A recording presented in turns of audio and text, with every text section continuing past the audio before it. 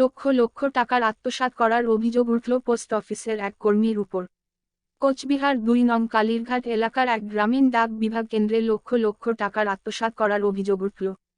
জানা যায় সাধারণ মানুষেরা পরিশ্রমের অর্থ ওই পোস্ট অফিসে রাখতেন, কিন্তু হঠাৎ তারা টাকা তোলার সময় জানতে পারেন যে তাদের বহু পরিশ্রম করা জমানো অর্থ তার আর অ্যাকাউন্টে নেই। আর এতেই শোরগোল পড়ে গিয়েছে গোটা এলাকা জুড়ে। এরপর পোস্ট অফিসের কর্মকর্তাকে আটকে রেখে সাধারণ মানুষ বিক্ষোভ দেখান। ঘটনার খবর পেয়ে ঘটনাস্থলে আসেন পুলিশ।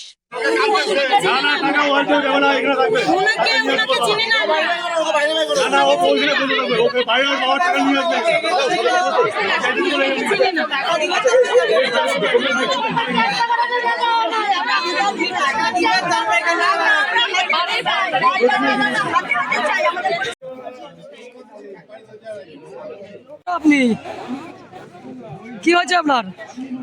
আমার টাকা নেই, 45,000 টাকা নেই। কোথায় রাখছিলেন টাকা? এই পোস্ট অফিসে। কে নাই করলো এই টাকাটা?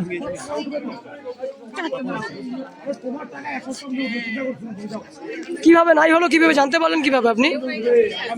সবার মুখে শুনে আইছি।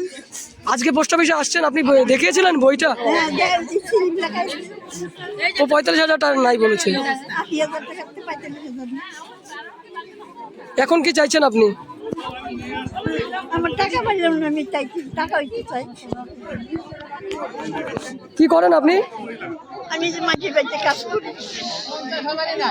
এই যে ঘটনাটা যদি একটু বলতেন। এমন করে বই জমা দেয়, বই টাকা রাখে, টাকা দেয়, টাকা তুলে না বইয়ের মধ্যে। কারণ আমরা কি করবো এখন? পোস্ট অফিসেও যদি এরকম হয় তাহলে আমরা তো মুখে বাঁচবো। আপনার কত টাকা আছে? আমাদের 30,000 টাকা আমার বইয়ে নাই। কটা বই আপনার? আমার 2টা বই, মেয়ের একটা আমার একটা। 30,000 টাকা আমার বইয়ে নাই, আমার বইয়ে 3,000 টাকা দেখাচ্ছে মোটে।